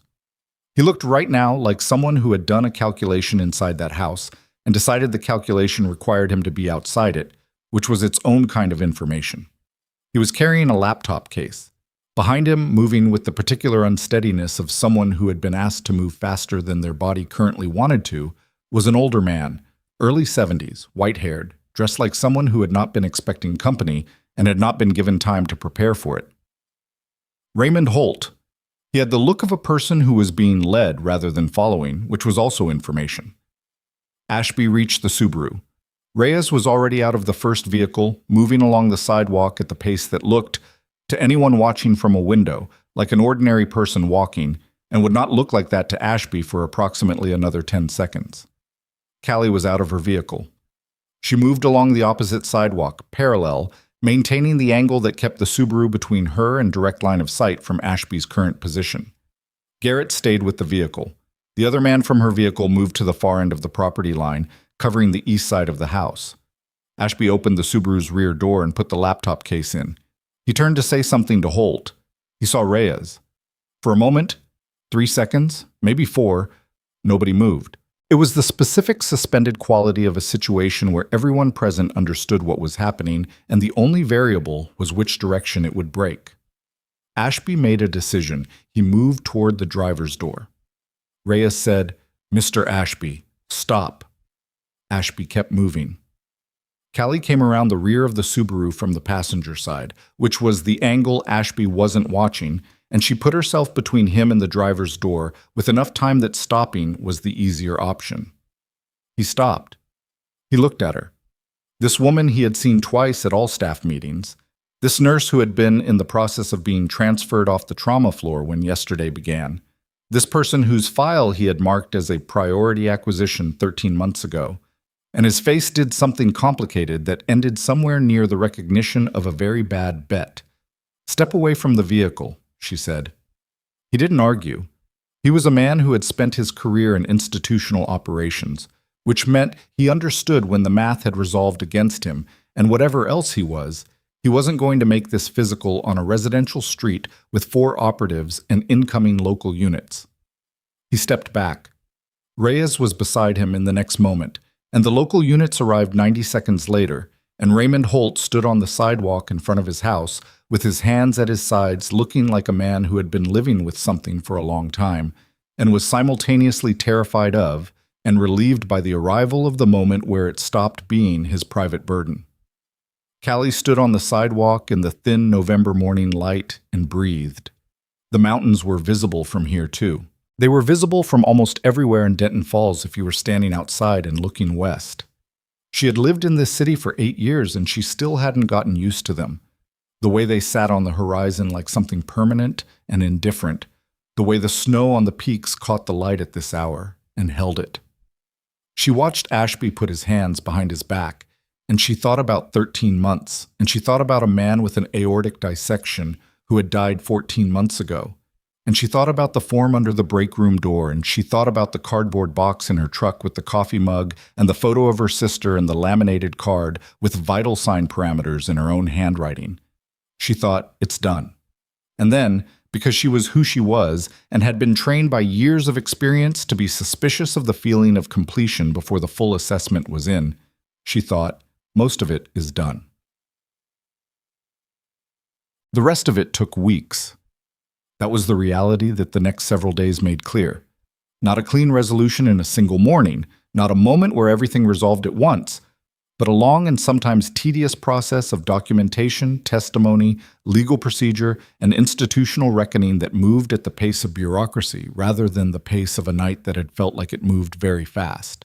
Ashby and Holt were arrested that morning. Ashby was charged with conspiracy, obstruction of a federal investigation, and unauthorized access to protected medical records, with additional charges pending as the Vantral connection was formally established. Holt, who had been Ashby's connection to the medical side of the operation, providing the physician credential that legitimized certain data accesses and co-authorizing financial transactions, was charged with fraud, unauthorized use of medical credentials, and conspiracy. He had retired 4 years ago with a reputation intact, and the reputation would not survive the charges. Hale's formal arrest processing completed that afternoon. By evening, the charges included criminal negligence, falsifying medical records, conspiracy in the second degree, and chapter was sought after the case file on the veteran who had died 14 months ago was formally reviewed and the deliberate delay confirmed by the server access timestamps, a charge that the district attorney described, at a brief press statement that Callie did not attend, as constituting reckless endangerment resulting in death. Foster, the hospital's legal director, was arrested at 2 in the afternoon and processed out of the building through the east entrance. The same entrance the federal agents had used the night before, which had a quality of completeness that Tricia later noted in the break room, with the dry precision that was her most reliable register. Patricia Elwood was not arrested. Her cooperation with the investigation was substantive and early, and the determination was made that her role, while not blameless, while constituting a failure of institutional responsibility, that the investigators did not minimize, did not rise to criminal culpability. She resigned. It was not voluntary in the way that voluntary usually means. but it was resignation rather than removal, which was the outcome that had been negotiated in the consultation room with Tran on Thursday morning. She left the building carrying a box of her own, which Callie observed from the third-floor window and felt nothing clear about, which was probably the appropriate response to something that had no clean emotional category. The hospital's board convened an emergency session on Friday. 3 of the 7 members resigned in the following week as the scope of the administrative failures became publicly documented. The remaining members, under pressure from a combination of federal oversight requirements and a patient advocacy group that had been waiting for exactly this kind of structural crack to press through, voted to retain an external governance firm to manage the hospital's operations through a restructuring period. The Patient Safety Department, which had existed largely in name under the previous administration, its reports routed through Foster's office before they reached anyone with authority, was reconstituted with an independent reporting structure.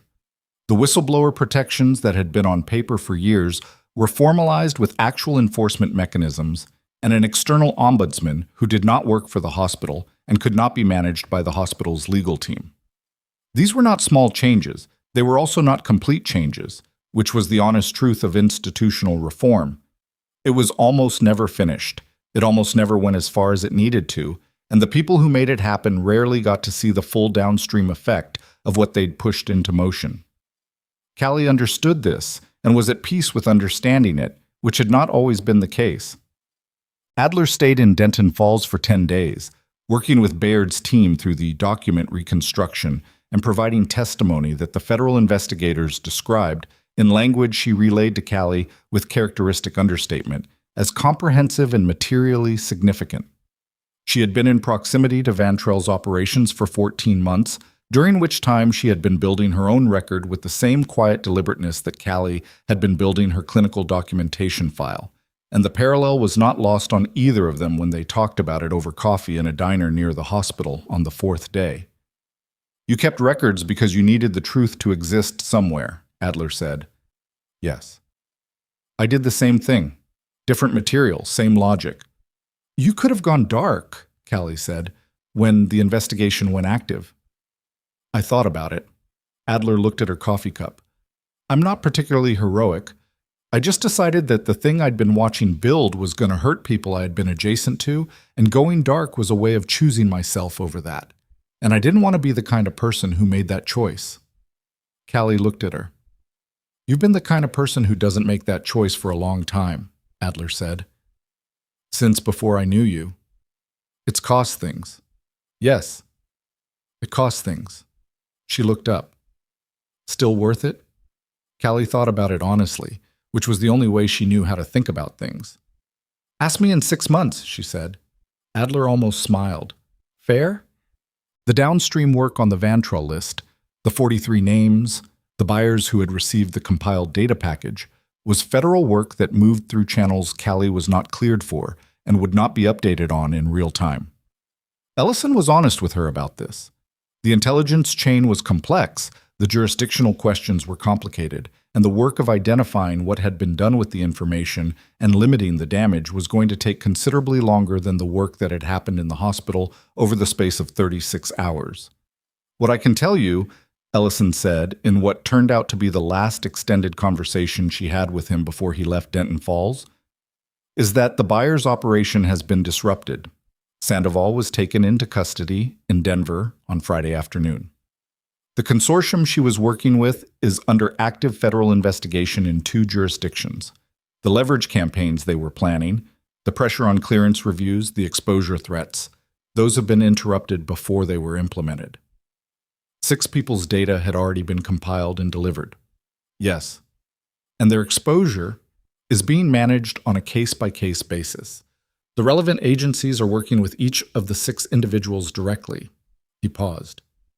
"You're one of the 6, so you'll be contacted separately through a process I won't go through here." She nodded. "And Dominguez's documentation was never compromised.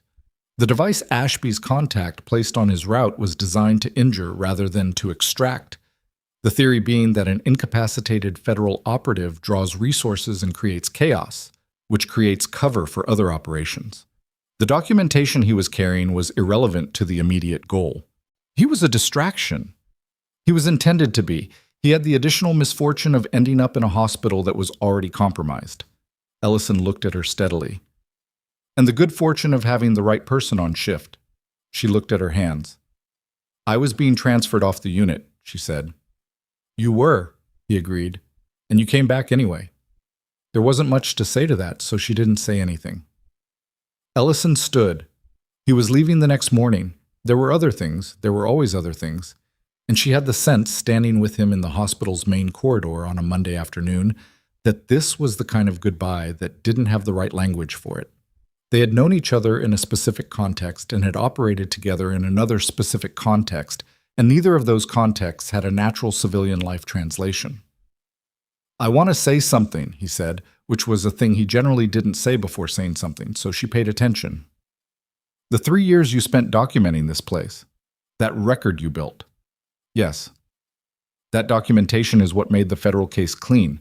The historical pattern, the outcome data, the timestamps. Without that, we had a laptop caught in the middle of the night, and a financial thread, and a lot of circumstantial timing. He looked at her. With it, we had a prosecution. She thought about the laminated card in her box, the vital sign parameters in her own handwriting. The notebook files on her personal drive, dated and cross-referenced, 3 years of quiet insistence that the truth should exist somewhere, even if no one was ready to look at it yet. I didn't know anyone was ever going to use it, she said. I know. He nodded once. That's what made it credible. He left the next morning. Dominguez was discharged 8 days after his surgery, cleared for non-operational recovery by Kerrigan, who gave him instructions he visibly intended to follow with the selective interpretation of someone who had already decided which parts of medical guidance applied to him. Santos left with him, looking like someone who had finally been permitted to exhale. Before Dominguez left, he sat in the wheelchair that hospital discharge protocol required. He had argued about it, apparently, and Kerrigan had been unmoved. And he looked at Callie standing in the discharge bay and said, the unit is going to want to do something formal for what you did. You don't need to do something formal. I didn't say I needed to. I said they're going to want to. He looked at her. Let them. She started to say something. Callie. He used her first name, which he had not done once in the entire time she'd known him, which made it land differently than everything else. You've been carrying this place for 3 years. Let someone carry something for you for 10 minutes. She didn't answer because the answer was complicated in ways she hadn't fully sorted out yet. But she didn't say no. He gave her a nod that meant several things at once, and Santos wheeled him through the discharge doors, and Callie stood in the bay and watched them go. 3 weeks after the night that had started with a form under a break room door, Harlow Regional's interim board offered her the position of Director of Trauma Nursing. She did not accept it immediately. She spent 2 days thinking about it with the kind of careful honesty that she applied to clinical assessments, not looking for the answer that felt right, but looking for the answer that was accurate. She thought about whether she wanted to stay in this building with its compromised history and its ongoing reconstruction, whether she wanted to take on the administrative dimension that a directorship carried, whether the work she was being asked to do was the work she was suited for, or whether it was the work that the situation was requiring her to accept because she was the person standing there. She talked to Tricia about it, who said, "What else are you going to do?" Which was not quite advice, but was entirely Tricia. She talked to her sister on the phone for an hour, and her sister said the things sisters sometimes say when they have been watching you do something difficult for a long time and have been waiting for the permission to be direct about it. You've been keeping that place honest for 3 years. If you leave now, who does that? She thought about Rosa, who had come back to work 2 weeks after giving her formal statement, and had stood in the HR corridor on her first day back with the look of someone who hadn't been sure the ground would hold but had decided to test it anyway. She thought about the 29-year-old resident who had been recruited before she had any standing to refuse, and about what that meant. Not as an excuse because actions had consequences regardless of origin, but as a fact about what happened to young people inside institutional systems that didn't protect them. She thought about the man who had died 14 months ago. She thought about what it meant to stay. She accepted the position on the third day. The formal proceeding was not what she would have designed if someone had asked her to design it, which was appropriate because nobody asked. It was organized by Ellison's office through coordination with the hospital's interim board, and it happened on a Tuesday afternoon in the hospital's main lobby, a space that was not particularly suited to ceremony, with its fluorescent lighting and its industrial tile and the ambient noise of a functioning medical facility that did not pause for anyone's formal proceedings. Which, Callie thought, standing near the reception desk waiting for it to start, was probably appropriate. The lobby had filled in a way that surprised her. The day shift nursing staff was there, including people she knew well and people she'd barely spoken to. Several of the attendings, Kerrigan, with her reading glasses pushed up on her head, the external governance representatives in suits that looked slightly out of place, Tricia near the back, arms crossed, with the expression of someone who had decided to feel all of this and was not going to apologize for it. Rosa, next to her. Dominguez was there. He was not supposed to be there, by any reasonable reading of his discharge instructions, and he was not in a wheelchair, and he was going to have a conversation with Kerrigan about it afterward that he was already composing in his head. But he was there, in civilian clothes with Santos beside him, standing against the far wall with his arms at his sides, and his face carrying something that she understood when she saw it, because it was the same thing she sometimes felt in the moments when the work you'd done accumulated into something visible. Not pride exactly, because pride was too simple, but something in the range of it. Reyes was there, which she hadn't expected. Ellison came in at 2:15. He was in uniform, which was the first time she'd seen him in it, and it changed the dimension of how he occupied a room in ways that were not subtle. He didn't make a long speech. He was not a man who made long speeches, and she was not a person who wanted to receive one, and the room was a hospital lobby with a functioning PA system calling codes in the background. He said what happened, clearly without embellishment. He said that Sergeant Callie Marsh, and he used the rank, which she hadn't heard directed at her in 4 years, and it landed somewhere under her sternum with a weight she hadn't anticipated, had served in special operations as a combat medic for 6 years, during which time she had operated in conditions and with a competence level that he was authorized to describe in general terms, but not in specific ones, and that her service record was a document that the people in this room would likely never fully see, but that he had seen, and that it would stand comparison with anyone's. He said that she had left the service and come to this hospital and had spent 3 years doing what she had always done, seeing clearly, documenting honestly, holding the line even when the line was held alone. He said that the federal investigation currently underway, which had resulted in multiple arrests and the disruption of an intelligence operation targeting former service members across multiple states, had been built substantially on documentation that she had compiled over 3 years while being systematically dismissed. He paused. He looked at her. The military commendation I'm presenting today recognizes both her combat service and her subsequent service here, he said. Those are not separate things. What she did in this hospital is an extension of the same commitment she carried into uniform. The uniform changes. The person doesn't. He stepped forward. The commendation was a formal document, sealed and signed, acknowledging her service record and her role in the investigation. He handed it to her in the way these things are done. Both hands, direct, with the weight of the gesture fully present rather than performed. She took it. She looked at it for a moment, at her name on the document in the formal military typeface that she associated with the version of her life she'd thought she'd finished, and she felt something that she was not entirely prepared for, which was the specific experience of being seen accurately, not as a problem to be managed or a complaint to be routed or a nurse who needed to stay in her lane, but as what she actually was, which was a person who had spent considerable years doing something genuinely difficult because it needed doing. It hit harder than she expected. She'd prepared herself for this, as much as preparation was available.